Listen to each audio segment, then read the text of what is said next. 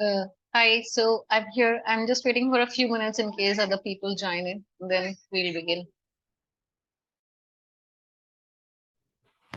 Yes, ma'am.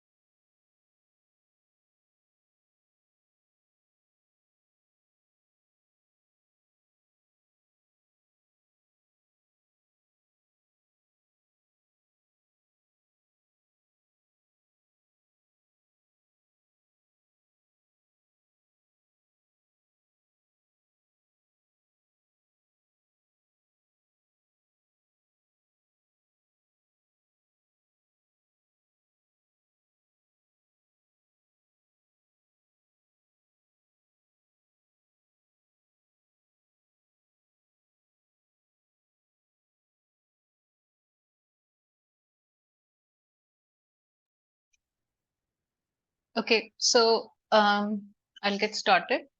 So first of all, like in the assignments, especially in the previous week's assignments, is there any question? Should I go over the assignments? Yes, ma'am. I think the answers have been put out. Yes. Yeah, I think it should be there on the platform, the answers to the ones which are already done. So let me open week one. Right. So, yeah, you have any questions, or do you want me to go over it one by one? Or Uh, yes, we can do that. Actually, one question I got wrong. I would like to ask about that, but we can go through all of. okay, sure. All right. So, I will first start with the week one assignment, which is the introductory chapter, right? So, the question is something is environmentally unsustainable when? So the options are, as you can probably see, you have it open in front of your screen. Yes, yes, yes. Okay, so I'm not sharing the screen then. I'll just let you look at it on your own screen. That's also a bit easier. So in this, the correct answer is if you're using more of something than can be replaced naturally, and then it generates huge amount of waste during usage. So these two are, I think, The right answer. the right answers, but they should have kind of been clear to you also. So like for example, like in the first option, it says we can continue at the rate at which we are polluting the environment. So this I mean, I just wanted to check if you got it right. So this is wrong. Why? Yeah, I got this answer correct. Like I chose the second and the third one, Right. Now but I'm just saying why is the first option incorrect? we can't continue at the rate at which we are polluting the environment. We can. No, it has to be we can't. We can't, right? Yeah. Exactly. So, because they're already saying that at the rate at which we are polluting the environment, so there is no doubt that whether you are polluting or you're not polluting. It Right. is like sort of they've made it obvious that you are already polluting the environment. right? Yeah. And if you are going to continue polluting the environment at the same rate, then any process will become unsustainable, right? Correct. Because if you know you are kind of polluting, you can't, the whole point of sustainability is to understand that you cannot continue that way, Right. right? Okay. So, okay, the next is sustainable development requires what? So, of course, the systems thinking is one of the options, because we discussed this at great length that, because we have a product, sometimes we design products which themselves can be considered to be a system. And then we also have product service system design. But more importantly, any product you design actually is, it is going to be a part of some system. Right. So, if you don't use systems thinking, if you take a fragmented approach, then you will be missing out on some aspect of sustainability or something else. So, then of course there's an understanding of the social limitations, because we saw how some products may be kind of very environmentally friendly, or they may be very very profitable, but socially there are limitations on whether it is acceptable to the people or not, right? So, like, for example, like in India, now this is, I'm not saying that this is a good example, I'm just pointing it out as what life is like, what things are like. If you create things like, if you have a very good product, even if you have a really good product like biogas, so biogas uses all types of waste for generating gas, which can be used for cooking as well as for creating power or running buses and things like that. So it has actually found a lot more acceptance outside India than inside India, because in India people don't want to use biogas for cooking purpose because it comes from waste. So they have a social barrier about Stigma. it. Right. So that kind of a thing happens in every country. It's not just in India. People have their own notions, their own ideas about what they like, what they don't like, all those type of things. So, even if you have a really perfect solution, it needs to also be acceptable to the users, because at the end of the day, it is the users who contribute to. Even if you make a product, they are the ones who are consuming it. They are the ones whose lives are affected by it. So it's eventually, decided by them whether your product is accepted or not. So social limitations is an important part of it. So solar system as a system is not really, it's not the correct answer, of course. Living a rural lifestyle is also not a correct answer, because you don't necessarily have to be considering only rural lifestyle for sustainable development. There's like enough contribution from urban areas as well, in terms of how much pollution, how many emissions, all of that. And it like rural is, we pay emphasis on rural because we want rural areas to grow financially and environmentally, but the emphasis is because of that. But urban areas definitely do need to be considered, so that is not the correct answer. And viewing of the quality of life as a system will be correct, because okay, why do you think it will be correct? Since only I'm talking, you should tell me what you think as well. Viewing the quality of life as a system, uh, because eventually we have to grow and evolve as human beings, and it comes with the quality of life. So if we start with, for example, if we start with very less money when we are just starting the business, we would really our needs keep on increasing, as well as our how do I put it, the basic thing is that we need to evolve as humans, and quality Mhm. of life is one thing which shows or is a visible part where we understand that okay, the humans are evolving. Like if we still stay in caves, that will not work. We have to Right, somewhere move forward. uh, right. So we can't go, like, we can't move backward is what I think you're trying to say, right? That Yes, we need to yes. keep going forward. So right. So here, what the meaning of this like option is basically that when you're designing a product, we should also keep quality of life as a factor, as a design factor in that whole product design, whichever approach you may be taking. So like if it's something, it's an old design, but if it's still something usable, that's a different matter altogether. But we cannot force people to compromise on their quality of life. That's the meaning, that we can't tell people that okay, you suddenly stop using everything and you live like as if we were living in the 1950s. We can't do that. So that is what the meaning is. So okay, sustainable design can be looked from the perspective of all these options are the options. So um reduce, reuse, recycle is definitely the correct one of the correct Yes. options. Then it says replace plastics with glass, metal, ceramic. So this is not a correct answer. Can you tell me why? Replace because there is no solution as such here.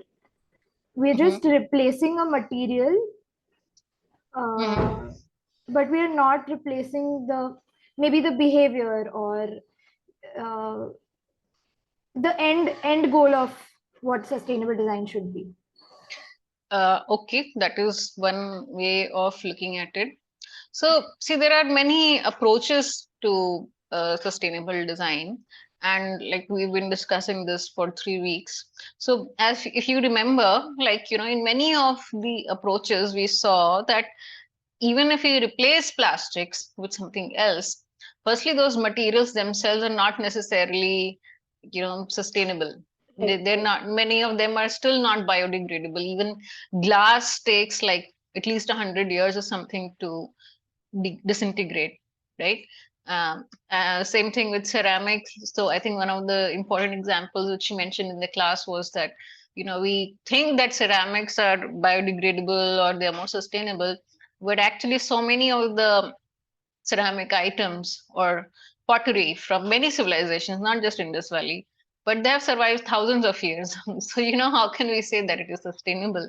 Because baked, fire baked pottery is actually very, very sturdy, or it can be very, very sturdy. It does not disintegrate on its own that easily. Of course, if you just looking at that earth's terracotta cup or mugs in which you drink tea and coffee, they may not be comparable with the pottery from Indus Valley civilization. Maybe they will disintegrate in 10, 20 years, but still not as biodegradable as what we think it to be. So, so none of these materials by themselves are necessarily sustainable. And secondly, like even if they are, we have not established the metric or the context in which that design is being placed. So for example, like if it's a metal cup and you're making it a single use item, that defeats the purpose. Or even if it's a metal cup and it's being used in a cafe, but you are putting it in a dishwasher every time, you're using so much of water, you're using so much of energy in just cleaning the cup every time, that that process, that consumption of energy of water, that may completely offset any gains you have from the fact that you are not using a new cup every time, right? So we are missing many parts of the sustainability argument when we simply try to just replace one material with another material, right? Does that make it clearer? Yes, yes. Okay. So the next is refocusing from the use of rare and high energy cost resources to instead seek solutions based on simpler and cleaner technologies. So this will be a correct answer because we are she's very clearly saying that you're moving away from rare and high cost energy source to cleaner resources. So yes, that is like generally going to be sustainable in every scenario. And then last is devising product service system design. where sustainability is not in the economic interest of the stakeholders. So why do you think this is not correct? Because when we talk about sustainability, it's all the three aspects: environmental, Right, environmental, social, and economic. right, So we have exactly. to. Good. So that is exactly the correct answer. And also, like if you see, like I had explained this in I think one of the previous classes, that if you don't consider the economic aspect, it's not just that economic part has been put in that diagram just for it to look nice or just so that economists will be happy. It's not like that. There's a reason for it, and the reason is that if it's not economically viable, in the end that product will not be used by anybody. You will consumers If consumers don't use it, or if it's too costly for manufacturers to produce it, either way the product will not be able to there will be no uptake for the product. So in the end that product will eventually be phased out. I have actually seen many, the last at least 10 years, I've seen many startups come up which have a very beautiful, very awesome sustainable solution for some products. So they've created alternatives for products which are not that eco-friendly, so to say, and the products are very good. But unfortunately, they made the products too expensive, or maybe their production and marketing costs were too high. For whatever reason, they don't last beyond 2 3 years. So I was looking for a replacement for this product I had. It broke down. I wanted to buy a new one, and I realized that that startup does not exist anymore. They've already left the market. They've taken an exit, and there's like no sign of that startup anywhere on the internet anymore. So that and their product was very good. It was not that the product was not good. It lasted 2 3 years at least. So that is why you see, like, when we talk about economic component, it's a very important component, because without that, no sustainable solution can actually be used by the whole society, right? So even if social limitations are there, you can, maybe go and find a different market. Like, okay, if people in India are resistant to something, you can find a different market for it. You can find a different context for it. It may still work, right? Because social is within still a little bit of a boundary. But economic component, if it does not work, it's very difficult to find an alternative. It has to work. In any given context, economic component has to work. Okay, so next option is habitat and settlements are studied under which domain of sustainability? Ecology. Right. So I think this is fairly obvious, so I'm not Yes. explaining this. Business systems are what type of systems? Probabilistic. Right. So why do you think it's probabilistic and not any of the other options? Um, The other options are deterministic, closed, and discrete. So what does it mean for any system to be deterministic, closed, or discrete? Probabilistic because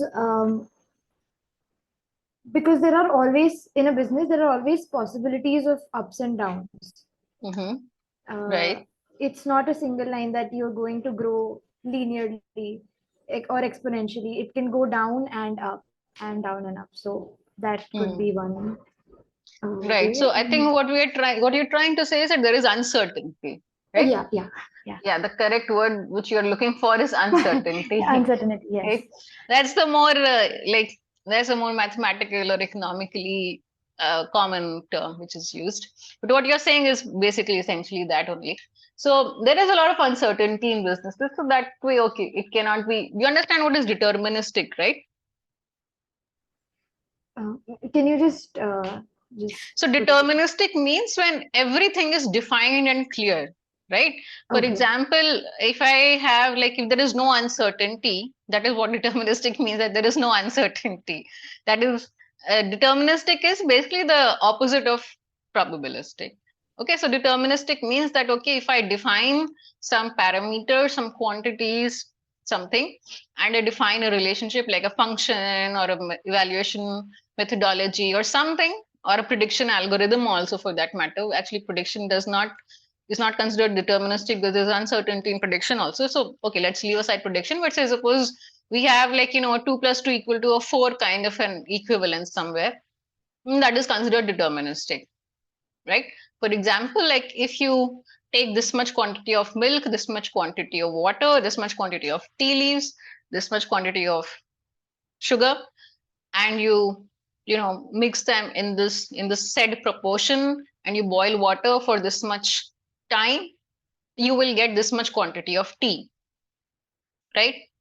That is a deterministic process or a deterministic method, and you can store this particular item at, it will be at this particular temperature, and you can keep it, it'll be at, it'll reach 25 degrees Celsius temperature in this much time. So like chemical processes generally, or some manufacturing process, tend to be a little bit deterministic, although whenever you have machines and things, there is always some probabilistic aspect to it.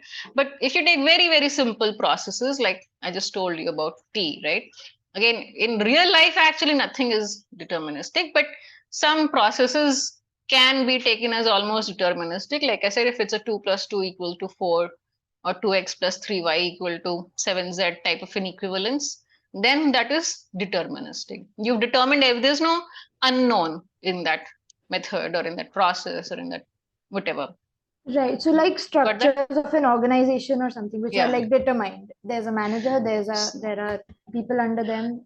So there's nothing actually happening in the structure of an organization, right? It's It's static static. It's in that static. sense. Right. So that is more of static. I won't call that deterministic, because deterministic is when you take you have two unknowns, x and y.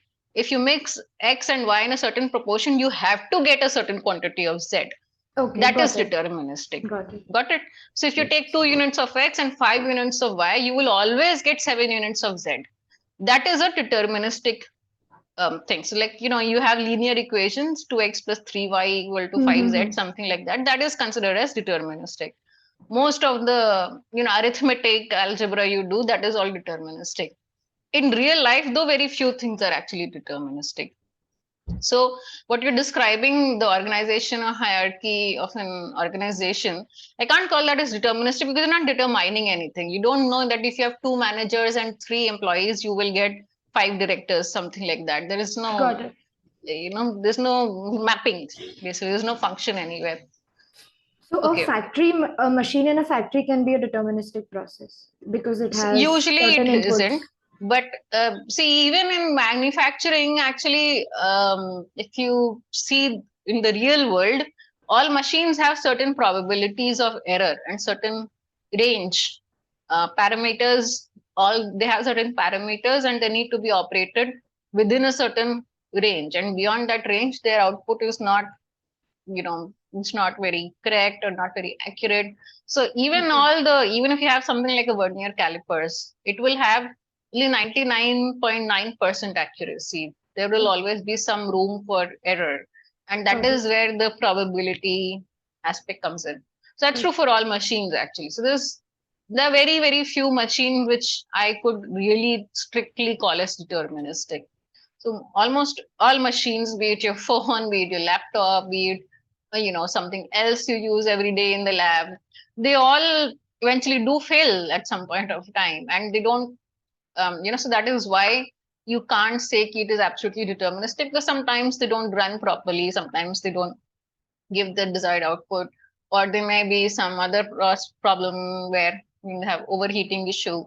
So there are a lot of such other variables which cause them to be probabilistic rather than deterministic. Yes, the probability of error may be very low. That may be true. So you can sometimes approximate it to deterministic, that okay, if you do this and this and in this much time, you can create this many product units. So you could do that.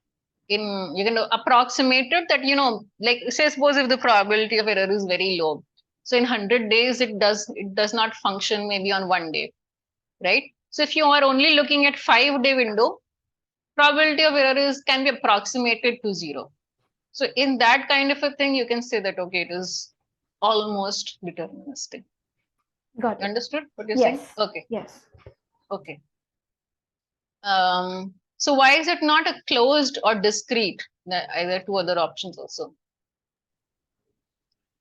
This is not very difficult.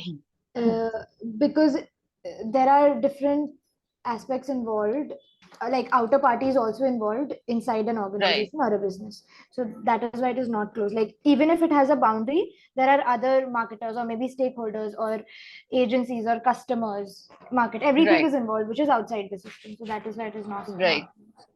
And it's not discrete because it's not, nothing is measured in like just discrete units. It's a continuous process, right? Process, right? It's not like only going to be one or two or five or something like that. It's a continuous type of a thing, right? Okay. Okay.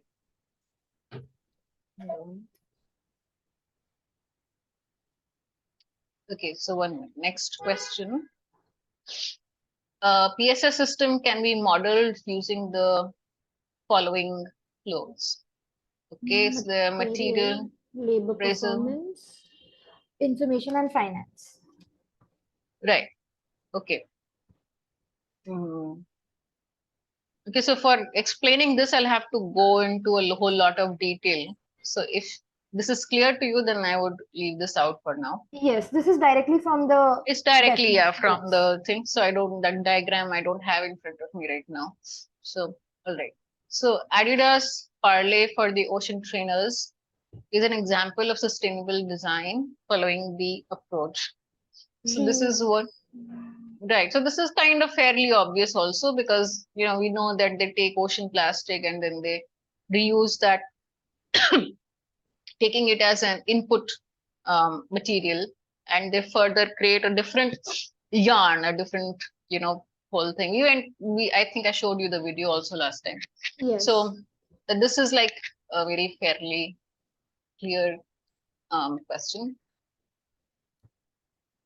Okay, next is Protein by Tessa Silva Dawson is an example of sustainable design following the approach. I got this wrong. I marked Okay, disintegrating a product into its component materials and redesigning each to other follow. hang on, let me just open this product. I've forgotten which. This is one example of sustainable design following which. Okay.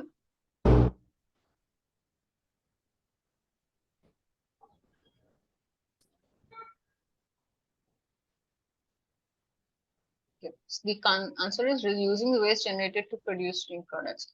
Okay, so what answer did you give? I wrote disintegrating a product into its component materials and redesigning each to either follow biological or technical cycle. Hmm. So what she's doing is she's not disintegrating the material, right? So she's using milk, which is, she's using the excess milk which these dairy farms throw away. So there are dairy farms which throw away milk in the UK, whether you believe it or not. It's not like India where, milk is in high demand everywhere. So they have excess milk, right, which they're throwing away. So it's like a waste generated from the farm. And what she's doing it, she's just processing it to make another, to use it in making her product. So what she's using is that she's making it into curd, and then she's drying it and mixing it with some other material to make it into a pellet or something, right? So she's not disintegrating it actually. So if you're see, because it is still the whole milk, so you're just doing some, putting it through some sort of process by to convert milk into curd, and then you add something to it, and then you make it into a new material. So there's no part of this milk is actually getting disintegrated or something. It is that does that clarify your question? Um, so I was just reading it again to understand. So Okay. it's a keratin, a protein, and has similar properties to horn and bone, the way it is sounded and stuff. So Sorry, say what? isn't just one part of the milk being used? How? Like, uh, So she is making these vessels out of milk, The milk, right. right? So she's not using only one part of it. She's taking all that excess milk, 3,000 gallons or liters or whatever it is, 3,000 Okay. liters of skimmed milk. She's taking that from the farm, and then she's allowing it to become curd, like how, we, We if you make add curd. a little of that, curd to milk, the whole thing becomes curd from the bacteria Right. and all that, right? And that curd is basically allowed to dry, and then it is mixed with some sort of a plasticizer, and then you get a material which becomes moldable and which can be made into a different types of shapes and given different textures. So Right. she adds, if you want, you can add pigments and dyes or whatever to color it and texture it in different ways, and then she kind of makes the whole thing into these bowls and pots and things like that. Got it. She's I not think use Yeah, so she's not using only one component of milk per se. She's using the whole milk and making it into a new material, making a new material using that, basically. got it. I must Right. have Yeah, read. I think you misread something there. Yes. Okay. So I think somebody else has joined in. So we're just going over week one assignment right now. We are on question number 8. So since the solutions are now ready on the platform, we're just going over I'll be covering the last 2 weeks assignments first, and I've uploaded the solutions also for the practice problems, which I shared in the class. So if you have any questions there, we can discuss that also. And then I'll come to the week 3 material and we can do that. Okay, so question number 9. Study the following products and mark the ones that are Cradle to Cradle certified. So this actually, all you had to do was to go to the Cradle to Cradle certifications website and check the list of products and see which one of these is there in that list. So I don't have the list in front of me right now, but So I think this should have been not so yeah, difficult, the right? answer was ice stone countertops and Moza ceramic tile factory. Only these two. Okay, great. So that covers week 1. Now in week 1, the practice problems that I shared, any questions from that? Um, mm,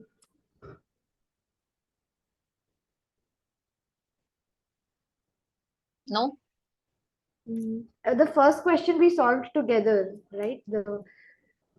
Yeah, let me just open the week 1. Too many things open. Yeah, so the first question, actually, I think I have the solution. I've not uploaded it. Right. So week 1, yeah, the answer is basically that there's no one sustainable solution for it. Yeah, I forgot to upload the.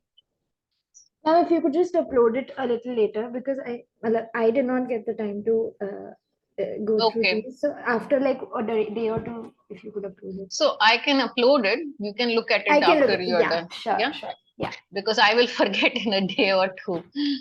Okay, so I will upload the answers also. The solutions are already there. So if you have any questions, you can still ask me now itself. If you've not had a chance to go over it, then we can leave it out.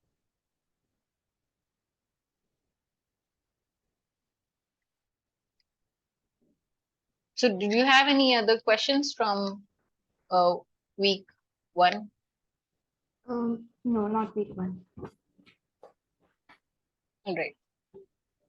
So let's go to week 2.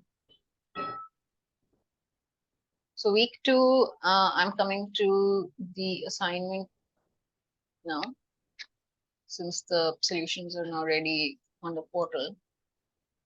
So Abhishek, who has joined in, can you hear me?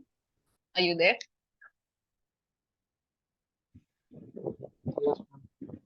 Okay, so Abhishek, have you attempted any of the practice problems which I had uploaded for the past 2 weeks?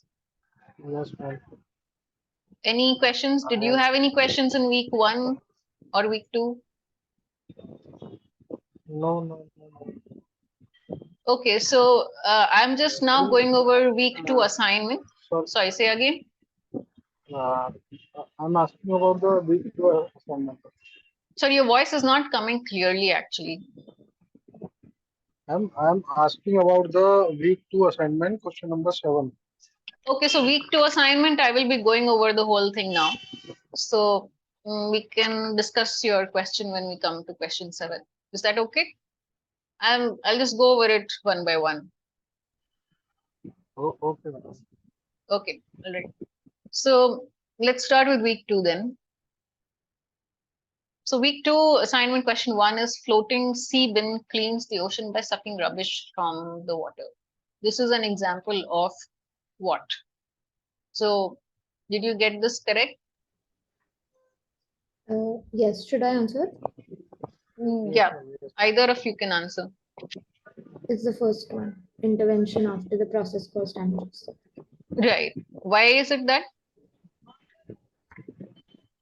Because after the water has been like Yes. So because it is already damaged, we are already seeing rubbish in the water. So the floating sea bin is basically just absorbing all that and cleaning out the water. So it is intervention after some damage already. Then product innovation level deals with which one?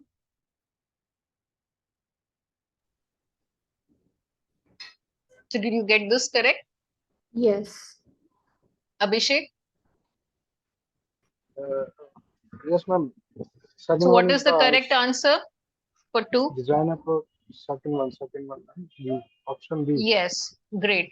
So option B, because we are, when we are dealing at the product innovation level, we are not seeing the whole system or the whole society or anything. All we are trying to do is we are trying to create products which address, some of the sustainability concerns or which we know already were causing some damage before, and we're trying to create a new product which is more sustainable than its previous older version, basically, right? So it's product innovation at existing, focused on improving existing or developing new products. Okay, green design uses the following design principles. So which one is this? C. Okay, Third one is the Siddhi, Yeah, the right. third one, design for reuse. Right. That's because so this design for behavioral change is actually a design principle, different design approach altogether. Design for graceful aging is also a different design approach altogether. It's called emotionally durable design. Design for safety is just one of the many principles which are always used in design. It's not necessarily used, especially for sustainability or something like that. It's like a general um, principle. So the part which green design kind of focuses on is design for reuse. Like if you remember, I showed that very popular logo in class last time: reuse, reduce, recycle, right? So reuse is the part which they are talking about in this question. In question number 4, the limitations of eco design are what? The C one, only on the environmental problems and cannot Okay, account for human. okay. Abhishek? ma'am, third one is correct. Yes. Okay, correct. So why is it not A or B or D? Ma'am, because it is talking about the eco design, no? Right. Ecosystem design, Yes. and it Yes. is related to environmental problem and ecology problems, no? Right. So in the first question, see the first option, materials can't be recycled indefinitely, is a limitation, but not an eco design. Because eco design does not propose that. That's the answer I was looking for. Just give me a moment. There's a problem with the power here. Give me a moment.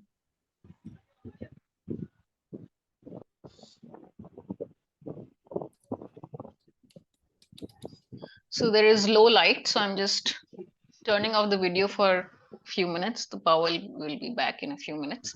So yeah, so what I was saying was is that in the first option, where it's saying materials can't be recycled indefinitely, that is not a constraint or that's not a limitation in eco design, because eco design does not propose that in the first place, right? If you remember correctly, that is something proposed in cradle to cradle design. Cradle to cradle design, what this suggests is that materials are indefinitely or infinitely recycled through either technological cycle sphere or biosphere. Right? That's the proposition. And it's a little bit, I mean, it's idealistic, but it's not very easy to achieve. So that is a limitation of cradle to cradle design. In eco design, you are, of course, trying to minimize your environmental impact by recycling and all of that, but it is not proposing infinite or indefinite uh, number of recycles. Does that make sense? Yes, ma'am. Yeah, so although you all got it correct, it's also important to know why it's not correct, right? Second, people might have hygiene related issues is really not limitation, because eco design is not, it's not related to it. The third is, of course, correct, only on the environmental problems and cannot account for human related aspects. So, yes, you were right in that. It does not take behavioral aspects into account. So, design for change of behavior does that, but eco design does not do that. Right. And the last one, where you have stakeholders might not be interested in implementing it, that is again not a constraint of eco design, because eco design does not have stakeholders. Remember, it's only product service system design which has stakeholders. So in eco design, I mean, if you are a business and you have investors, that's a different issue, but it is not by design including stakeholders. Remember, we considered stakeholders as a part of the solution itself in product service system design. Eco design does not have that. So okay, so this is the complete answer basically. Okay, so question number 5. So I'll ask you both to mute yourself when you're not speaking, because I'm getting a bit of an echo. So you can just unmute yourself when you want to speak again. Yeah, thank you. So question number 5, providing sachets of products to poor people is an example of what? So now you can unmute and answer. D1, fourth one. Fourth one, right? So what is happening when you design sachets for poor people? What you're trying to do is you're trying to understand their needs and their constraints. So poor people want to buy, like, items in small quantity because that makes it very affordable.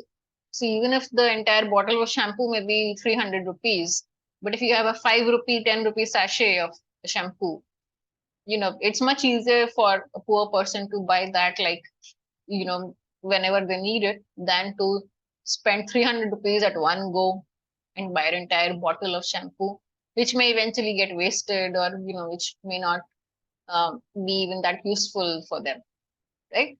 So that's why, so in this whole process, you're obviously considering the poor to be consumers. You're not treating them as producers, you're not treating them as stakeholders or any of that.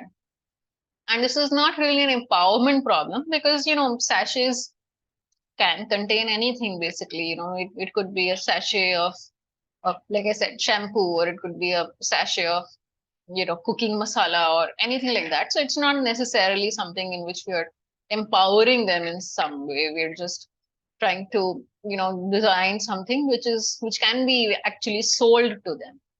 Because if you design products which are too expensive, even if it's just because of the quantity, it's not going to sell in rural areas. So it's definitely not that. And it's not a product service system, because there's no service involved. It's there's no service involved in selling sachets. You're just giving them the final product and that's it. There's no sort of service component involved in that. Okay. So question number 6. A company offers modular carpet tiles the modular design of the product allows the company to replace the minimum amount of carpet necessary when damage occurs. The carpet is leased, and hence the customer does not buy the carpet. The customer buys the service, which is installation, maintenance, removal, and recycling service. What kind of design for sustainability approach is this? So which is the correct answer here? Sustainable product service system design. Correct. So why is it sustainable product service system design? You want to answer? Yes, we had also studied about the lubricant service in the session, and it is similar to that. Like they have a product, but they're also offering the service, and the customer would be willing to take that service, which eventually lowers the cost of their future, maybe different, like using different carpets or buying them again and again, and only the part which is damaged can be replaced easily instead of replacing the whole thing. Right. So what we do in product service system design is that we shift the focus from just the product to actual what are we designing for in product service system design? You're not designing only a product. So what are we aiming for? What is the goal in product service system design?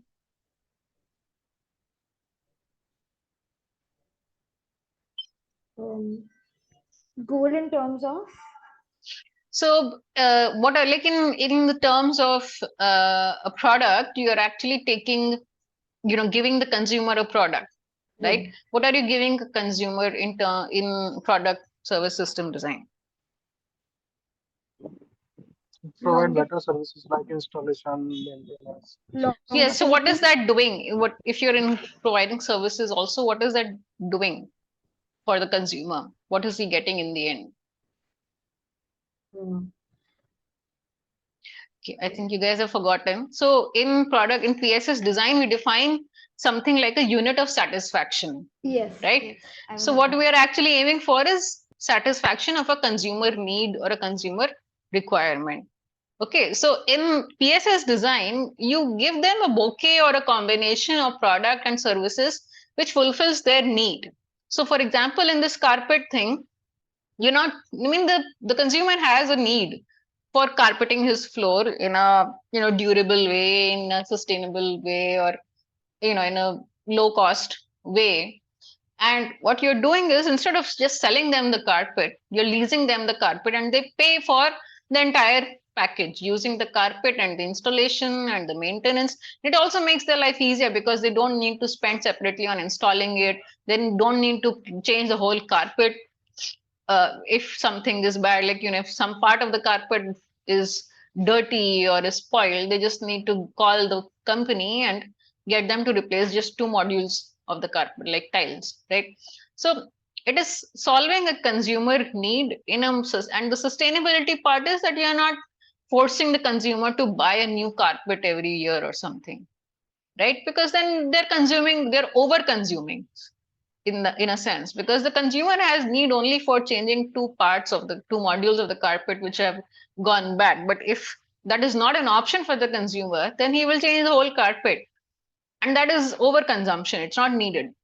So instead, the consumer is paying for the entire combination of product and service, and in that process there he's consuming much lesser because he's paying for the service also, not just the product. So you're not wasting too much of materials and inputs and energy, all of that which goes into making the whole carpet, right? Does that make sense? Yes. Yes, because traditional companies basically they force the consumer to overconsume because that's the only way they can make revenue. Right? If consumers stop buying carpet, how will they make money? So this PSS system design basically looks at the whole thing in in an overall 360-degree perspective. And okay, sorry, just give me a moment. I have to check something. Just take a 2-minute break and maybe review that part of PSS design because I think this is important. I think you guys may have forgotten this. Just give me a moment. I need to, and I'll be back. Yes, ma'am.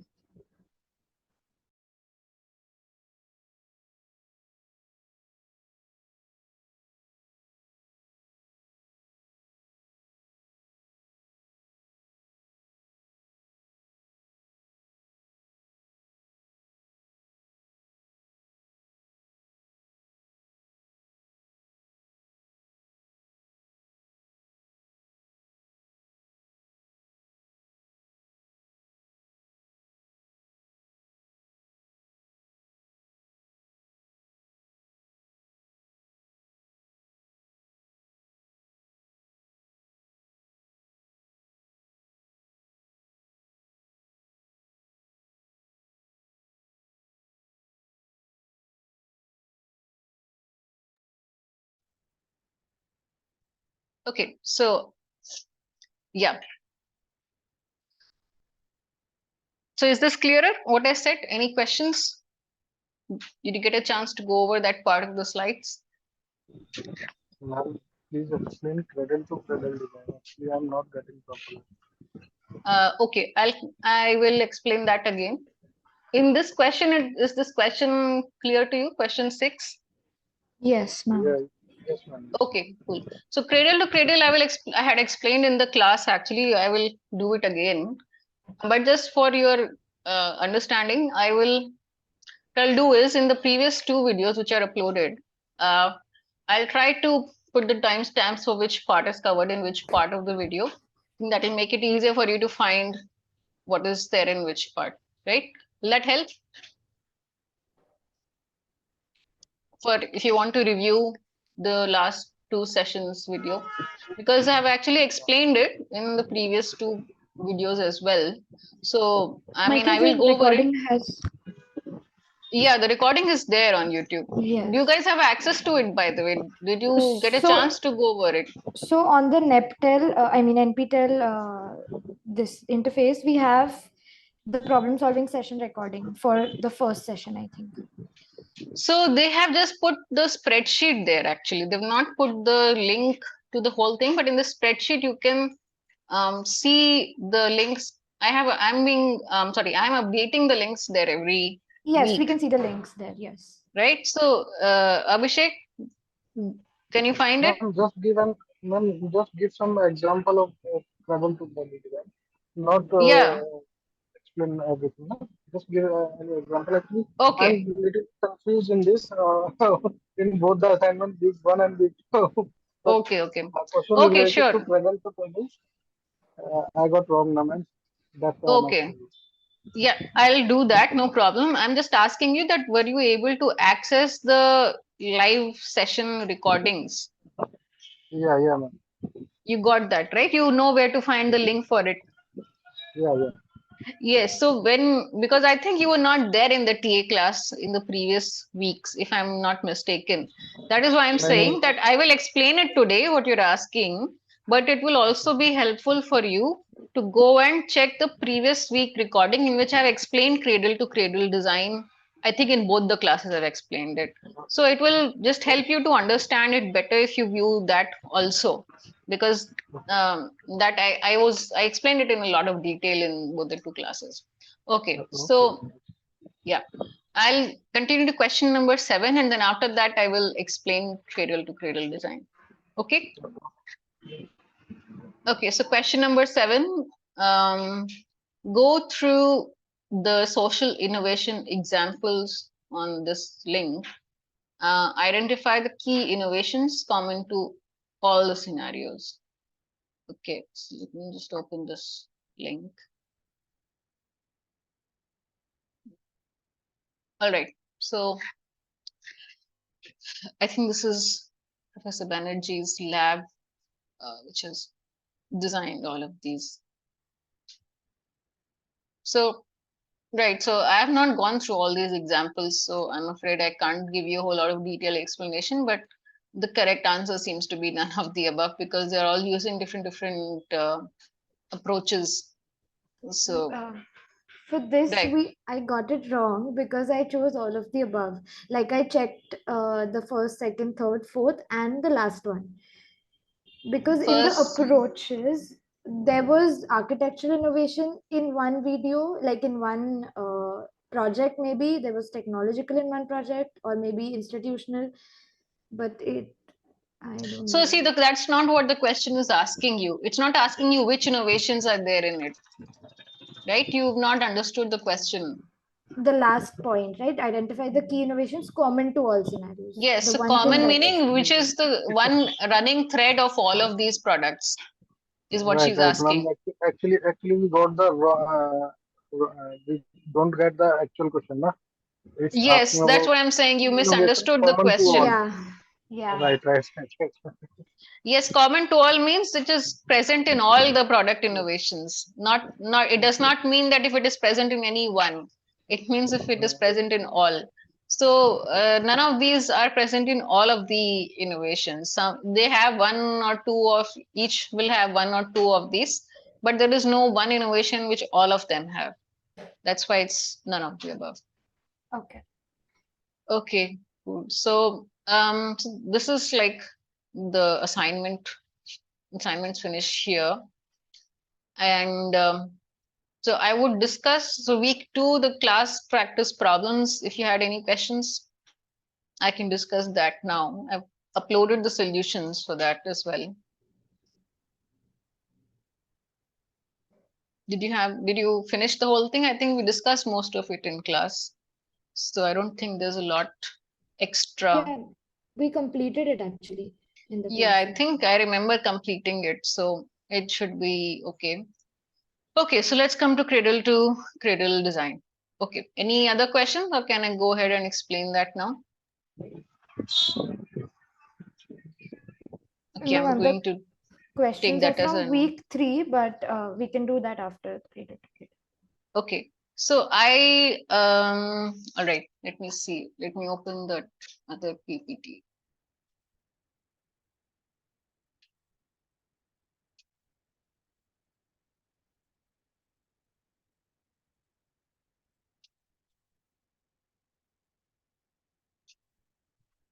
Okay, so I'm just sharing my screen.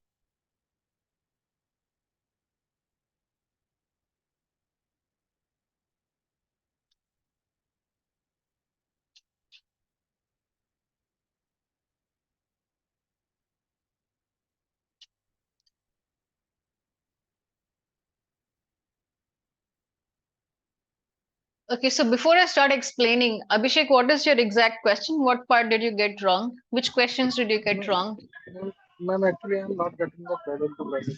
Just give an example. All right, okay, I will come to an example, but let me first explain what it actually means because I can't directly jump into an example. Okay.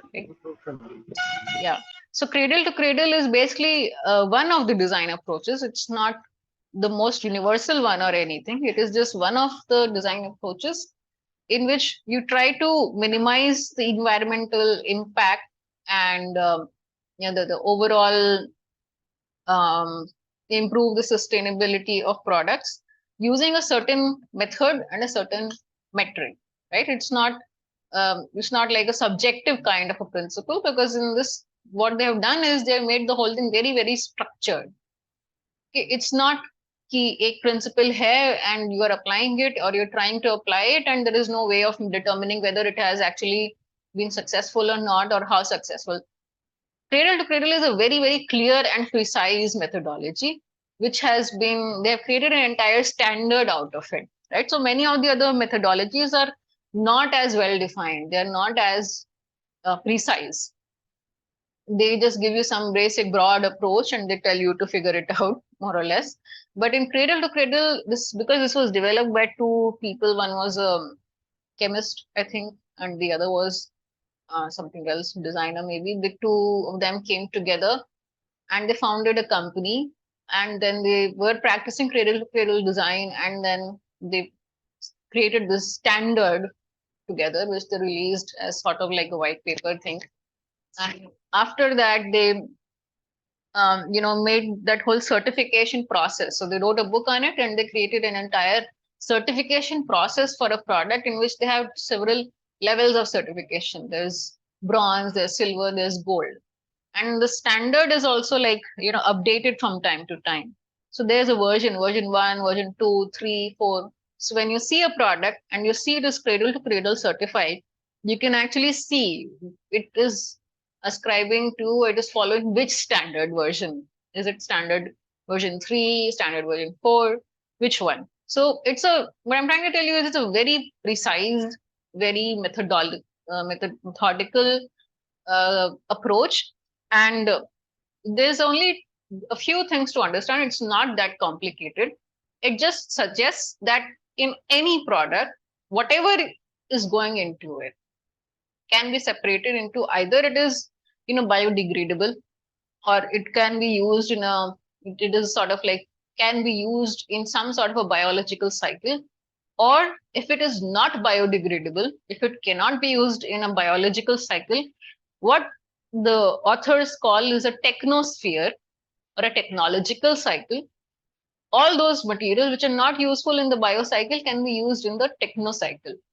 That is all he's saying. And we find ways to keep reusing these materials in a way so that we keep making new products out of them, and we keep creating innovations in such a way that we are continuing to create new products with the old materials without any loss of quality. That is an important part of it, because we're not suggesting that you use a broken cup for drinking tea, right? What we are saying is, say suppose you have a existing, and we find a way to use its materials for some other product, or we find a way that say suppose when the product has reached its end of cycle, then we either biologically disintegrate it or compost it or whatever, or we reuse all that material as raw material in some other product, which is technocycle.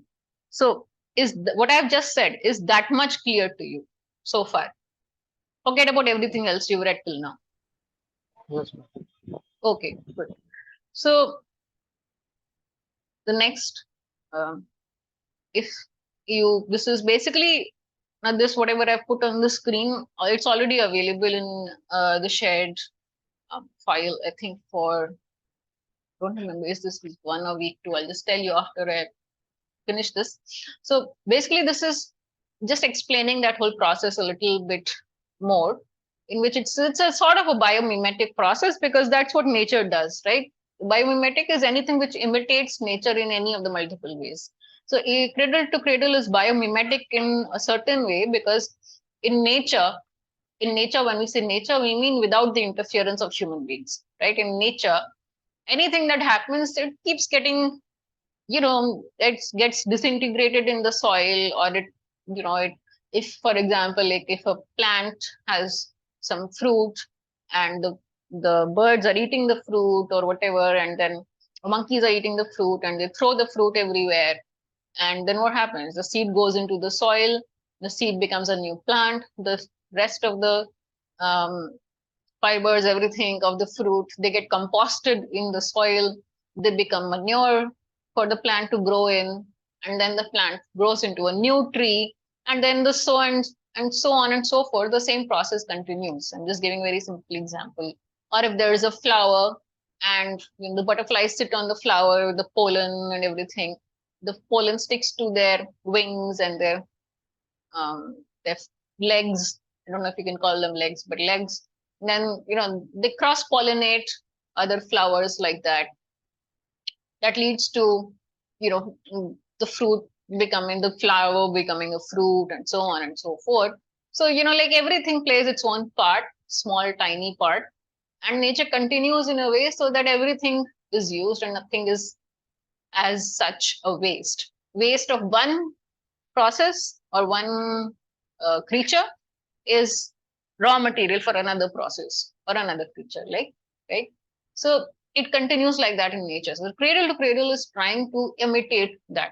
The word cradle to cradle, literally, the literal meaning is that the raw materials or the end of cycle or end of life of one product is beginning of life for another product. That is roughly translated. That is what the name means.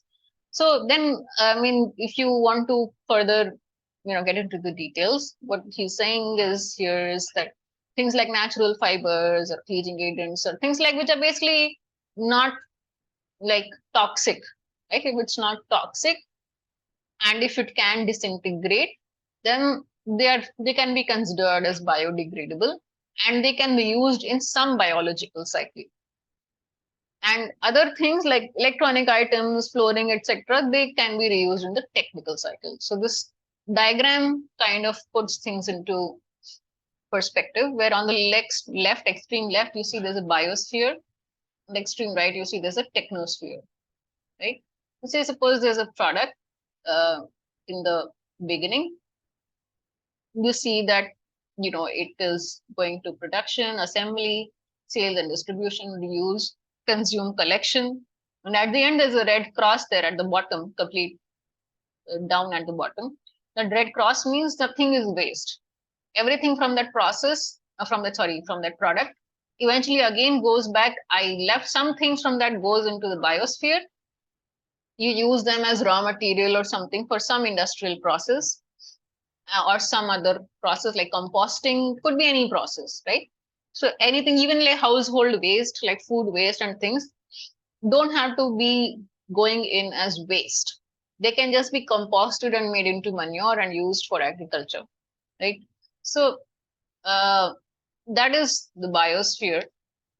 And on the right, you can see simple things can be reused, like screws and nails and things like that. And those can be used in some other product, or they can be repaired. For example, if something is broken, it can be repaired with some small additions or fixing it in small ways, and if it's usable, there's no other problem with it, then it can just be reused in some other product assembly. And some parts can be refurbished, remanufactured, like it can be used. For example, like if you have a metal thing, if that metal item itself is not usable as a component in some other product anymore, then you can kind of like just melt the metal and make it into the actual product you want. Like you need a screw of a different size, for example, whereas you are getting screws which are of a much smaller size. They can't be used in another product. So you take those smaller screws, or maybe those smaller screws are broken or threads are gone or something, right? It can't be fixed. Then you just melt the metal from those smaller screws and you cast them. You create the new screws of that same metal, which can be component in another product. That's why you see that T3, that that arrow going up, that those, that is what it's talking about. You can refurbish or remanufacture to create new components for a new product. And then of course there is upcycling, like that same product can be upcycled in some way. Like I had given an example that, so suppose you have denims or something like that, then you can just upcycle it and use it to make something else, like a handbag or some other kind of a dress or something like that, right? Or like even yeah. So this is like the technosphere part of it. So in the end, at the end of any product, that's the philosophy behind it. At the end of any product's life cycle, what happens is that all the biodegradable components go into a biosphere and are used in that way, or they go into a technosphere and they're reused in that way. So this is the biological cycle and the technical cycle in more detail. For example, like even if you have things like a product which you have used and then they grow mushrooms or something and becomes nutrient for plants, and then those plants go into production for something else. And similarly you have the technical cycle, like you have a screen, whatever, you use it and then you take it back, you give it back to the producer or some other producer. They disassemble the whole thing, they take small all the parts of it. Like if you resell a laptop, or if you resell, say, um phone, like many times if you buy a new phone, there is an option to get some sort of a cash back or something for your old product, right? Even washing machines and things. So um that they are calling as technical nutrient if you resell or you give your phone or your old phone or laptop or washing machine back to the producing company. That is, and they use the parts of it. That is what they are calling as technical nutrient. And then they use that to create another new product, which again goes back to production. So that completes your technosphere cycle basically. And in the end, nothing is going waste. So this diagram is directly from EPEA website. EPEA is the organization which is being run by MBCD now. I think that's what it's called now. And this is the official organization which created cradle to cradle design and popularized it and formalized it and all that. So these are the 5 principles which they take as like a sort of like a yardstick, or principles which you cannot sort of compromise on when you're doing cradle to cradle design, and they use these 5 principles to certify any kind of product. So these 5, like, I think they're almost self-evident. Social fairness, product circularity, material health, clean air and climate protection, and water and soil stewardship. So these principles are kind of what these metrics are kind of like what they use to classify different products, and which one is better, which one is more sustainable, and they give a grading. You see, they give a grading. So it's not that they are just telling you, oh, this is good, this is bad. It's not a subjective measure. It's a more and more objective measure. So objective measure meaning they will tell you whether you're bronze or silver or gold, and the bronze, silver, gold have clear values, specifications which you need to be meeting as a part of your product design or product use or whatever, right? So okay, right. So does this much make sense to you? Yes, ma'am. Okay, so now if you take this in any product, so see, cradle to cradle design itself can be like applied in any type of a product. It's not limited to a certain product type, and the very name itself as it goes, like cradle to cradle, means that one product is going to be sort of like the raw material or the input for another product. So it doesn't end with one product, is what I'm trying to say, right? That you take say suppose you take a laptop. I think that's something which everybody can relate with. That's why I'm taking that. So say suppose in a laptop, you bought the laptop from somewhere. Now you want to sort of, it's something is not working in it. It may be a sometimes it may even be a software problem, not necessarily a hardware problem. So like the OS is not working properly, whatever, and you want to buy a new laptop, or you just you're kind of bored of it, so you just want to buy a new laptop. And oh, the screen went off. Yeah, so you want to buy a new laptop and you sell your old laptop. So now see, when you resell your old laptop and you buy a new laptop, say suppose for simplicity's sake, it's to the same company, right? So you bought from Apple, you're selling it back to Apple, assuming that Apple does take old laptops. I don't know if they do, but assuming that they do, then in cradle to cradle design, what we're trying to say is that when Apple makes a Mac, when they make a laptop, they're designing Mac in such a way that every part of that particular Mac can either go into the biosphere or it can go into the technosphere.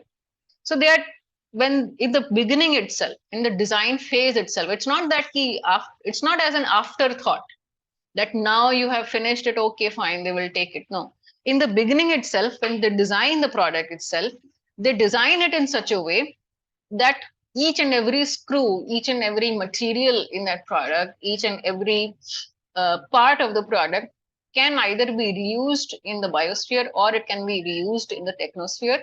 And in what way? So they define it, right? So suppose, assume that the life of product is 3 years, 5 years. For a Mac, that is, maybe it's a little bit more. Maximum say 6 years. I don't think it's more than that, right? So at the end of 6 years, what will be the possible use of each part of the system, right? So they will know that, for example, each and every tiny screw, each and every electronics item, each and every, say, hard disk, RAM, speakers, microphone, ports, like maybe there are like 50 different components inside of a Mac. So, each of those components, in what way can they be reused for the next new product cycle, right? So they have specified that. So after doing that, then, in cradle to cradle certification, what they do is that they see whether you are meeting the certain set criteria for um, each and every component. Like, for example, for bronze level certification, there is a certain specification which you need to meet bare minimum against those 5 parameters which they have described, right? And they have their own methods for measuring it. Then if you're a silver certified, then you need to meet a certain specification, right? If you're a gold certified, you need to meet a certain specification. So if you see cradle to cradle certification, the website, you can just open that. They have like a host of products there which are already certified, and there is a standard also there. It may be a bit hard to kind of understand, but still it would be good to go through it. And you can see current version 4.0, right? If you see this link, I'm just sharing it here on chat. If you go to this link,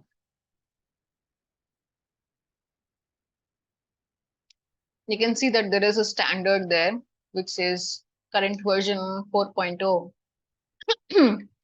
And there's a whole lot of other things also, the resources, blah, blah, blah. This diagram, you can see I took it from here. This explains. So this explains each aspect of it in much more detail. I'll encourage you to go through it if you want to understand it a bit better. So you can go through the whole thing. You can see how to certify your product. They will give you the whole detail of all of that. And you can see the certified products. So at the top, there is an option, certified products. You can see the whole list of certified products, like from a sweater to body care products. There are many things which are there. You can see what their certification is, right? So there it says gold certified, for example, in this cashmere sweater by Ralph Lauren. And what else? It says, see, it is valid until 22nd January 2025, which means they have to renew it. There's a certification number. So in this, if you see the details of this certification, there's a whole lot of things there. At the bottom, you can see there are some documents. That detail will tell you all of the the nitty-gritties of where they're sourcing the materials from, how they're recycling it, how they are upcycling it, all of that. So if you want to understand it in a whole lot more detail, just go through that document. It's pretty long. That's why I'm not discussing it in class. And I don't know if others have as much interest in it also, but do go through it if you're interested. It will tell you a whole lot of other details of how they have reached gold and platinum certification, and what did the processes involve, etc. So does that make it clearer? Do you have any questions? Okay, ma'am. It's clear. Okay, cool. So I'll take a 5-minute break here. I'm here. I'm just taking a 5-minute break because I've been talking for 1 hour 15 minutes continuously. I just need 5 minutes to rest my throat in case somebody else also joins in, because this is a 2-hour thing. So please do stay. I will discuss the week 3 material, which I've not touched till now. I will take up some of the sample questions, and I'll also just explain LCA once again in brief if any of you want to if any of you still have questions about it. So we'll just take a break of 5 minutes and I'll be back. Okay. Yes, ma'am. Okay, Okay. cool.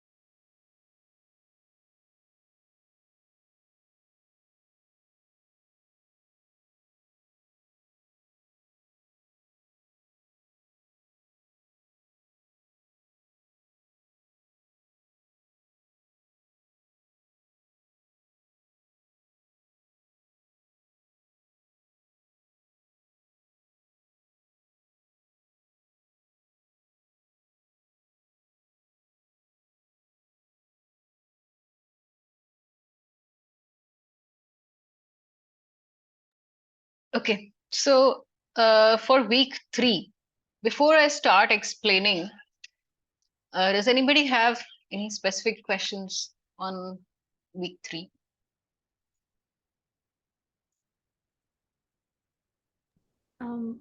I only had a doubt on, like, not the doubt, but the whole concept of eco costing. But I think we can cover that when we. Eco costing. Okay, sure. I'll explain that.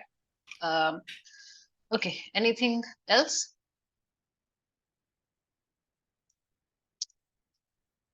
Okay, cool. So, um, let me start with some of the sample questions first. That might cover some of the basics. Okay, so I will share my screen.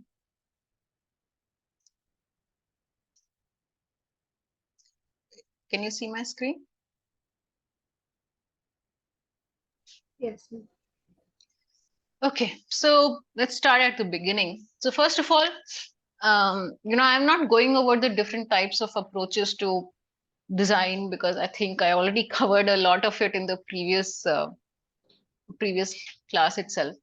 And I will come to LCA, but I think it's just good to go about it a bit methodically. So first, let's consider product life cycle itself. Like when we come to product life cycle design, we need to first understand what are the product life cycles in the first place. So I don't know if this was clear to everybody or not in from the course lectures and notes, but if you search for product life cycle on the internet, you will find that the definition they give for it is very, very different from what we are doing in the class. So it's important to understand that difference first and why that difference is there. So this is like a question which I think is kind of relevant from that perspective. So which of these do you think is included in the product lifecycle stages based on the product lifecycle design perspective? So which of these? Should we answer? So just type it in the chat box, I think first. Take a few minutes to read through it and just tell me your answer in the chat box and then I will discuss it.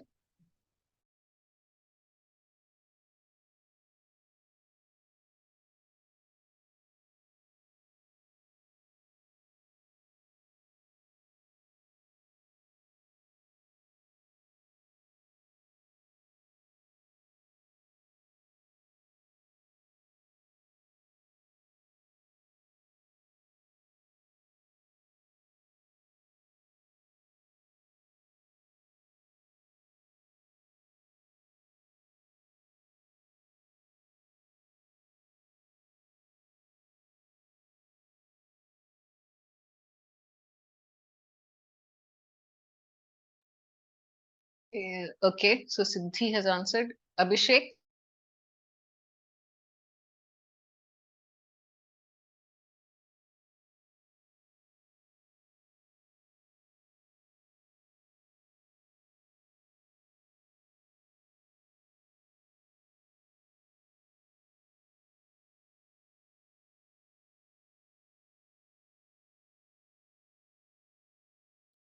Okay.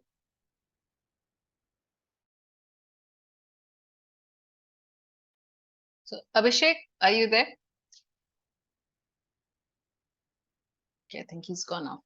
All right. So A, B, C, E, and G is correct.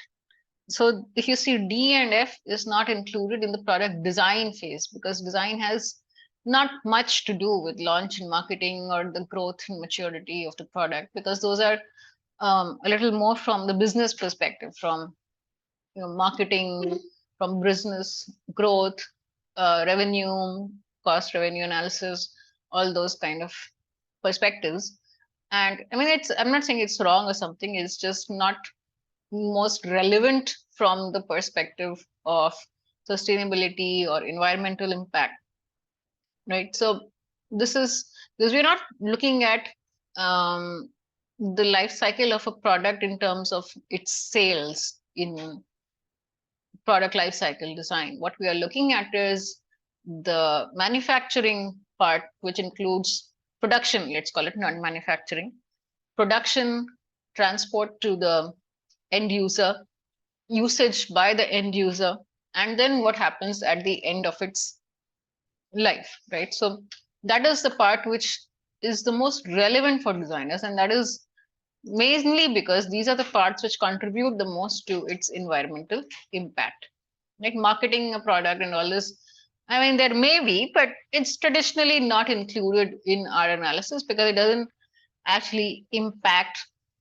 Firstly, it's more of a behavioral thing, so we're not really considering behavior in product lifecycle design.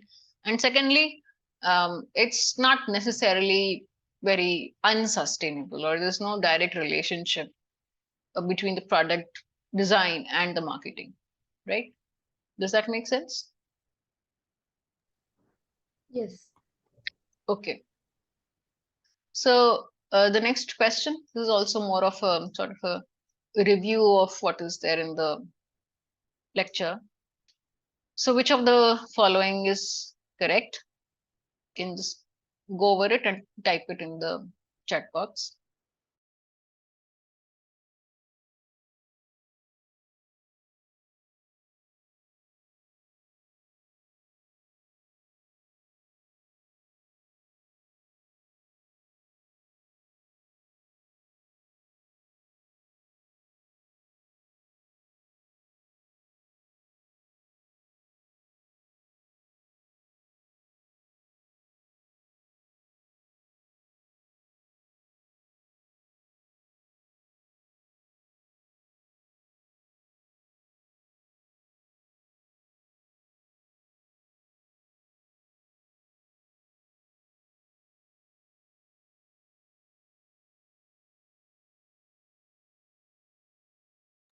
Done? No? Questions?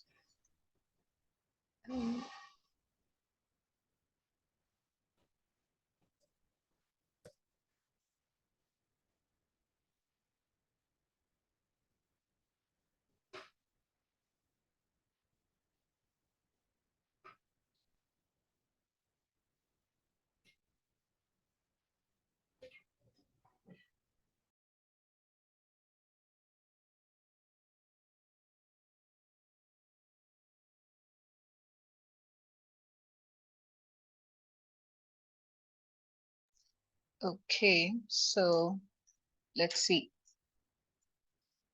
So this is actually directly from the class notes, if you refer to it, but I just wanted to make sure you understood what it is referring to. So A is correct. Product reuse refers to the reuse of the product in some other form at the end of its life. That is correct. Recycle refers to, the second statement is recycle refers to using the product at the end of cycle in assembly or production of another product. So this is actually not correct. Can you tell me why? Because it is talking about the manufacturing or assembling fabrication process, uh, and recycle is whatever is again used for making another product. No? So, so recycle here, it's saying it is refers to using the product at the end of cycle in assembly or production of another product. But that is not what recycling is used for. It's not used in the assembly part of it. It's used in the manufacturing part of it. Okay, so I'm not sure which screen you're seeing. Hang on. Let me share the part in the slides where she talks about it.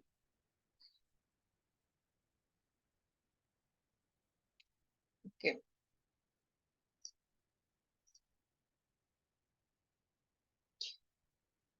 So this is the lecture slides from week 3. I think this is second video. So if you see in this, if you see this slide, I think everything will be clear actually. Recycling is going into material processing, right? When you're taking materials of one product, processing it, and then using that in different stages of the new product. Remanufacture is where it is used in product manufacturing and assembly. I just swapped the terms and mixed and matched a few things, mainly to check if you remember it correctly, if you understood it correctly. So, did you understand the difference between recycling and remanufacturing?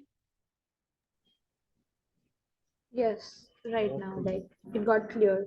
Yes, because they're two very similar things, but you kind of need to pay a little bit of attention to the wording here. It's just that it's just a little bit of wording, but it refers to two different parts of the production cycle, right? Recycling is like, if you just take the most common example we've been talking about till now, like when you take one waste material, when you process it, you make something else, and then you are using it in the production cycle for some other product. Remanufacturing is where, you're just using some component of an existing product, and it is going into the manufacturing and assembly part of the production cycle, right? You're just fitting in one component into another product and sort of continuing with the rest of the production part. Is that clear? Yes, ma'am. Okay, sorry, what I don't know what happened. All right. Yeah. Okay, so let's go to the next question. In life cycle assessment, which of the following inputs and outputs are considered? Ma'am, so for the previous one was C and A and C is correct. D is not correct because material extraction does not involve anything actually, because material extraction is where you are extracting it from the source, right? So extraction does not involve any kind of recycle, we manufacture anything. So D is not correct because remanufacture goes into the manufacturing and assembly part of the production cycle. And discard, of course, refers to anything that happens to the product at the end of the cycle. yeah, but anything that happens at the end of the cycle. So end of the cycle can go towards recycling, remanufacturing, or Yes, okay, that way you are correct. Let me just go back to this slide. So yes, discard. Okay, sorry, I think I worded it wrong actually. I was a bit in a hurry. So discard actually refers to only when you discard. If you say anything that happens, then yes, that will include recycling. So sorry, you can, I mean, I'll remove the C option. It's actually not correct. So you can just, the correct answer is only A then. A. Okay. Yeah. Yeah, so you mentioned A or somebody else. I don't know who mentioned what, but C is not correct only from the standpoint that, at the end of the cycle. If I actually, what I meant to say is discard is something that happens to the product at the end of its cycle. I instead mentioned anything that happens. So it's not anything that happens because at the end of cycle, you can have recycling, remanufacturing, all of that also. So for now, you can just take only A as correct. Okay.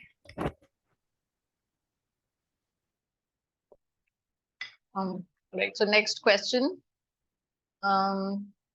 In life cycle assessment, which of the following inputs and outputs are considered? So energy transport, byproducts, materials, emissions, all of the above. Which one is it?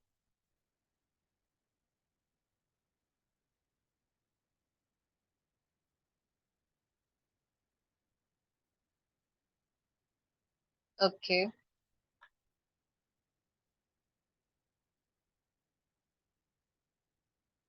Anything else? I think Abhishek is yet to answer.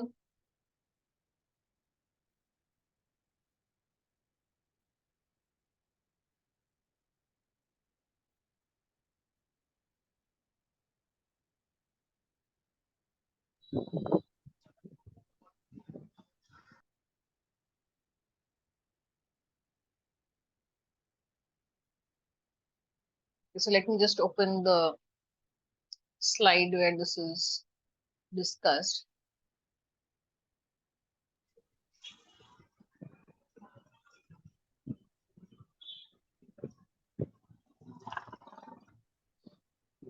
All of the above. Right. So it is all of the above because all of these are different parts of inputs and outputs.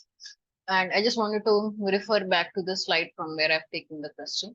So if you see, like, I've just jumbled the order of it. That's all. I've jumbled the input and output and sequence in which they all appear. But in the end, the answer is all, because energy inputs have energy, transport, and materials. And output has the, of course, the product or service, and then emissions and byproducts and the waste included. So I've not included everything from this slide, but I mean, this question is based on this slide, right? So does that make sense now? Yes. Right. So you had omitted materials, right? So No, the materials, transport. I thought the transport is not. oh, you thought, okay, Yeah. transport is not included. So transport is kind of important because, a lot of the environmental footprint actually comes from transport. So this is, you can take it as like a fun fact or something. But if you see, there's a very ongoing heated discussion going on in the world of agriculture and food. There is an entire movement globally which is happening, which talks about buy local, eat local foods, and all that. Because a lot of people did a lot of scientists did a lot of calculations, and they figured out that a lot of the so if you see in the global scenario, agriculture contributes a huge whopping percentage to GHGE emissions in the whole world. And they were trying to kind of identify why the contribution of agriculture to emissions is so high. Because, when you do the LC analysis, that figure comes out to be very high. And a lot of that, in-depth analysis and all that was done. And it was found, let me see if I can find that diagram actually. So if you look for that, you can actually refer to this site for all these fun facts. It's called Our World in Data. It's a very good site for all these type of facts and data and other interesting things happening in the world of sustainability. I mean, it talks about other things also, but there's a lot on sustainability. Let me just see if I can find that chart. I think it's an important chart. That's why I'm just taking a few minutes for that.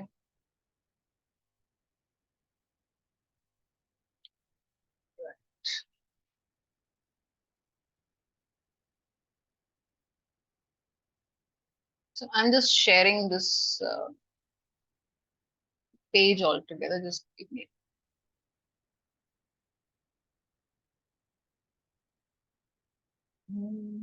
Where did it go?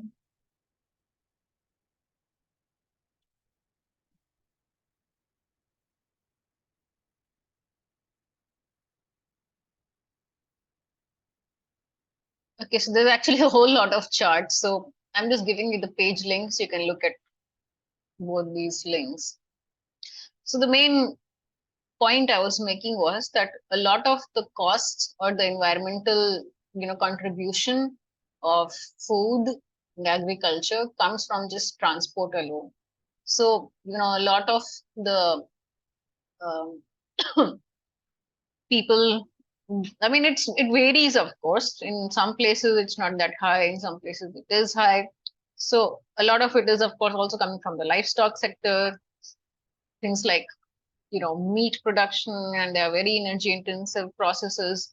So of course there are various factors to it, I'm not denying that, but it's just that transport is one of the contributing factors. Transport, packaging kind of you know contribute a lot to emissions in the world, and that's why people are kind of encouraging people to eat local and buy from your local grocery markets and all of that kind of thing.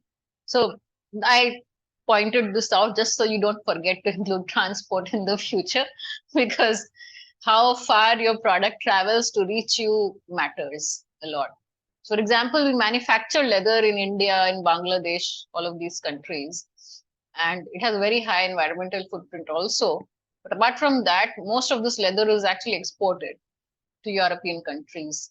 And in European countries, so if you don't include transport emissions in the emissions at all, then European countries have a completely zero footprint, environmental footprint coming from leather, right? But in reality, that's not true, because firstly, the environmental effects of leather production are felt by India. And secondly, the transport alone includes a lot, right? You're flying the product or shipping the product so far around the world to Europe. So if you only look at just the final product itself, it doesn't have any environmental cost to Europe. So that's why, just fun pointer, don't forget transport in life cycle analysis. Yes, definitely. So if I just tell you that no, it's included, you may forget it again. I just wanted to give you a little bit of global context on why it's important, so you don't forget it again, basically. Okay, so let me come to the next question. Okay, so before I go to the next question, you wanted to talk about eco cost. So I think this is a good time to explain that, because we have like 15 minutes left and I don't want to overshoot the time again. So just sharing my screen again. Okay, so eco cost is a very important concept in environmental sciences, like that. So eco costs are just basically if you if you consider any company, any product, anything, right, which has some sort of a manufacturing cycle, which has importance in nothing from a country's point of view, it's very difficult to just completely stop manufacturing things altogether, right? You can't do that. Your GDP will fall so fast that you will never be able to recover from it. So you cannot stop manufacturing entirely just because you've discovered that it's not sustainable. That's number one. So what option do we have? We don't necessarily stop manufacturing. What we do is we do something called life cycle assessment for all different companies and their products and everything. And we find out what is the environmental impact, right? Now, what do we mean by environmental impact? Environmental impact means we have identified several metrics. Okay, metrics meaning several parameters, several ways in which we can actually sort of quantify how any product or any company is actually causing damage to the environment. Quantify is the important word here. So for example, if you want to measure environmental impact, some of the metrics you might be using might be carbon footprint, water footprint, land footprint, eutrophication. There are, of course, many other biodiversity loss, air quality index. So all of these are very globally, universally accepted metrics, indicators, which you can use to quantify and measure how much is the environmental damage in any industry, in any, for any product or any company. So LCA is a very universal type of a concept. So although we are studying it in the context of just products and product design, LCA itself is a pretty broad, universal kind of a concept. And I think we've not gone into it a whole lot of detail in the lecture, but it is actually a very detailed process. We've just gone through over it in a very summarial way, sort of, I don't know if it makes sense, but so what I'm trying to say is that you can apply it anywhere. That's what I mean when I say it's a universal kind of an approach.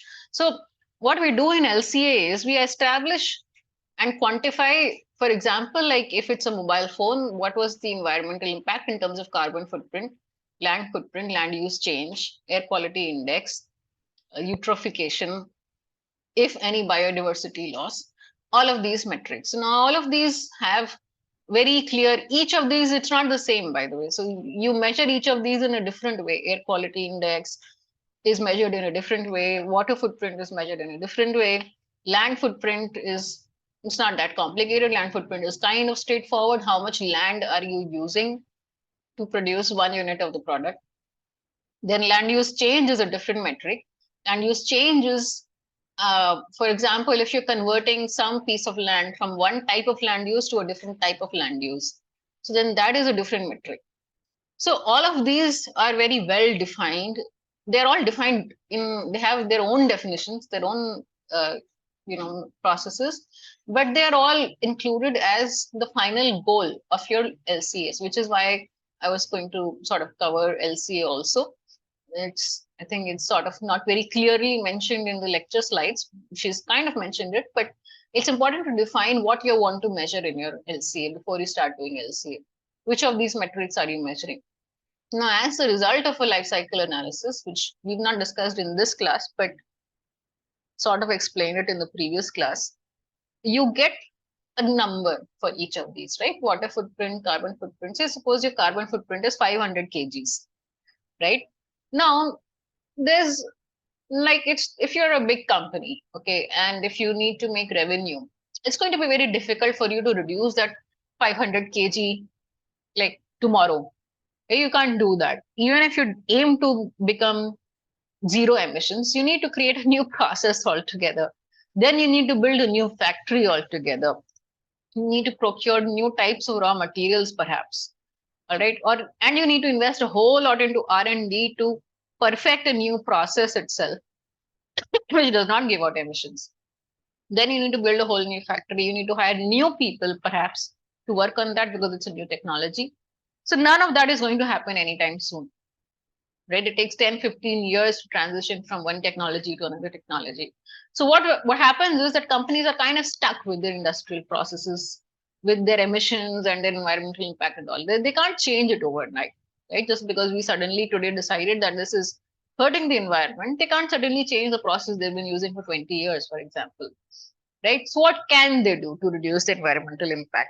What they can do is, first of all, they can measure the environmental impact, or they can hire an agency to measure it for them, which is what they normally do.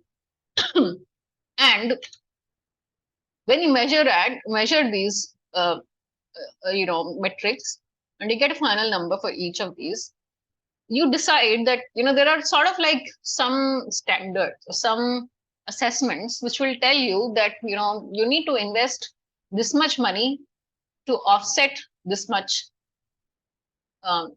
pollution. So if you have 500 kg carbon footprint, there is a rough estimate of how much you need to, for example, like if you are emitting 500 kgs, you need to give an alternate technology which will sort of either sequester 500 kg of GHGs, or it will kind of reduce the consumption of 500 kgs in some other way. For example, like if you are emitting, say, 500 kgs of carbon dioxide or GHGs, let's say carbon dioxide equivalent. Okay. Now, if you want to offset it, you need to do minus 500 kgs, right? That much is clear so far, Siddhi? Yes. Now you can do that minus 500 kg in multiple ways. One way is there is some other startup with some new technology which can sequester. Sequester means bind GHGs back into the soil or ocean. That is carbon sequestration. So you invest, or you donate your money, CSR money or whatever type of money, to that startup, which will help them sequester 500 kgs of carbon dioxide. So that's how you can achieve minus 500. So that money, eco cost, is that money which you not even invest. Actually, you give that money to that startup. Invest means you are getting something back. This is not investment. You are giving the money to that startup to sequester 500 kgs of carbon dioxide equivalent back into soil or ocean or wherever. And so doing that, in your in your accounts, in your books, you can claim you are a net zero company, right? Net zero means you have not stopped emitting GHGs. All you have done is whatever GHGs you're emitting, equivalent of that, you're putting your money into some technology or some process, some method, which will remove that much of GHGs from the environment. So the net becomes zero. So there are many companies nowadays which claim to be net zero. So That is how they are net zero. They are not net zero because they've completely stopped giving out any emissions, but they're net zero because they are actually, also at the same time giving money to other technologies or helping build other technologies, which will eventually, um, you know, replace or undo their environmental impact. So that money which they give to other startups or other companies or whatever, that money is what we call as the eco cost, because it's like a virtual cost. It's like a cost to, well, it's a cost to the industrialist because he has to pay somebody else for it. But it is a measure of how much, that pollution is costing somebody in a way. Does that become clearer now?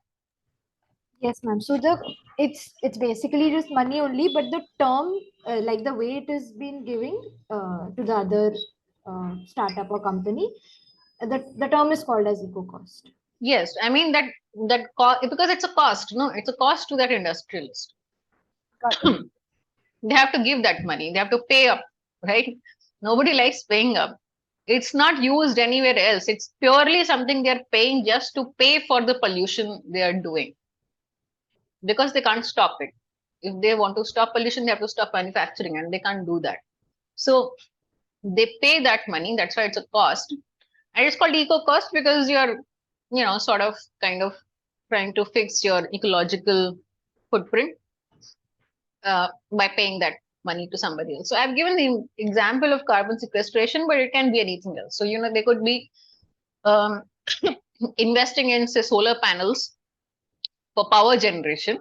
So if you can use 500 kgs of carbon dioxide equivalent, if 500 kgs of carbon dioxide equivalent is emitted in say generating X megawatt or gigawatt of power, right?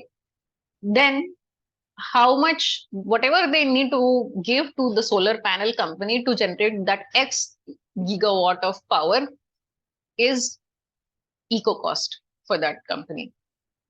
This is a slightly more difficult example. That's why I didn't give this first. But so if you are paying, if there is a solar panel which is generating X gigawatt, and there is a thermal power plant which is also generating X gigawatt, and in generating that X gigawatt, the thermal power plant is generating 500 kg of carbon dioxide equivalent, right? So what the solar panel does is basically it eliminates the need to generate that X gigawatt through thermal power plant, right?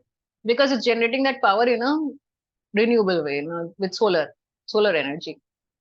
So if you give some money which covers their cost of generating X gigawatt of power, that money is also eco cost to this industrialist. Does that become, is that clear to you? Yes, completely. Ma'am, Okay. it is something. Hello. Yes. Ma'am, it is something like the money spent on overcoming the environmental impact of any product or any technology by using other technology. Is that correct Yes. or not? So you could say that, except that the technology need not be owned by that same company or that same producer. That technology or that other product can be anybody's. They are just paying that much amount to develop that other product or other solution. That's why If it's a if it, cost to the company. if if if same company is develop any technology by spending some money that for overcoming that impact, so that is we cannot called eco cost. You could, but in the strict sense, then that it is sort of like that company's own product, right? So then, see, in the strict sense, if it is owned by that same industrialist or that same company, then in their books they already have net zero, right? You understanding what I mean? So when you do the entire calculation for your whole company, if both the products are yours, the one which is emitting and the one which is sequestering, the net is already zero, no? If you're giving it to somebody else, then it's a cost to you, an additional cost to you, Okay, okay. right? So I don't know in what way they have defined it, but this is how I think it is. In like if you are not going by the strict accounting rules, and if you're only speaking in an economic sense, you're not speaking in the accounting sense, then yes, you could consider it as an eco cost also. But it's just about how you are defining the thing. In principle, it is that you're spending money on developing some other technology which sort of undoes the damage you are doing to the environment. So there's a link from where she has taken a lot of the portion. So this is, please save all these links which I'm sharing with all of you. So this page kind of explains this whole concept in a whole lot more detail. And some of the LCA methodology also, I think it has explained as discussed in the class, because LCA by itself, you try to study on your own, there's like, it's very, very detailed, so it's kind of a more detailed discussion. On this page, they have sort of discussed it in the way in which we are talking about it. So just read through these. And I think we're out of time. It's already 5 o'clock. There are only 2 more questions in this today's question paper. I'm not discussing it in class.